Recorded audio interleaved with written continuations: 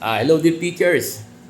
Hindi na matatag ang tawag. 'Di ba? Previously, ang tawag matatag. Ngayon, ang tawag na pinalitan na. Ang tawag na ay Revised K-10 curriculum. Revised K-10 curriculum.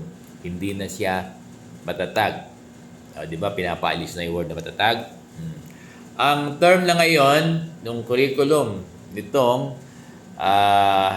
ini-introduce for grade 9, grade 10, and grade 6 ay revised K-10 curriculum.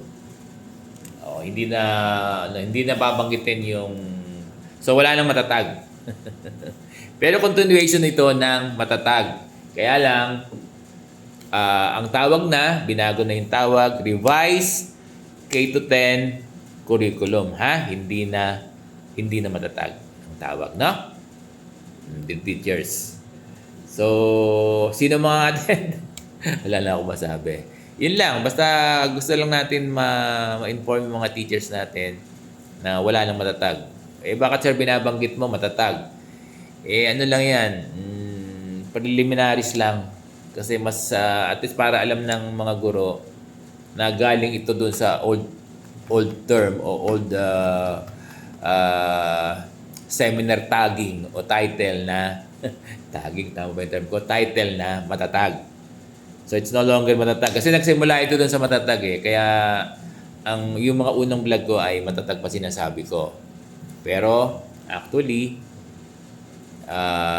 sa present ngayon, hindi na siya matatag. Ang tawag ay revised K-10 curriculum na. Yan na yung tawag natin, Kaya never mention matatag anymore.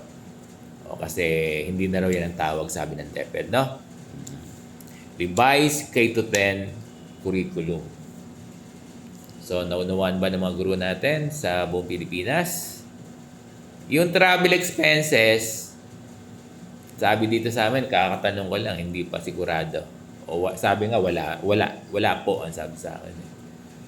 Pero meal allowance o meal, food, for 3 meals per day, 4 na araw yan, meron yan, libre yan. Nasa implementation dito. Meron yung mga guro. At merong 4 na leave service credits dito sa gaganaping division level revised K-10 curriculum seminars or trainings. Diba? At sino magkakaskade nito? Sino magte-train? Sino mga speaker, trainer? Siyempre, yung mga matendang regional revised K-10 curriculum. So again, ano na ang tawag sa seminar na ito? It's no longer matatag. Ang tawag ay revised K-10 curriculum.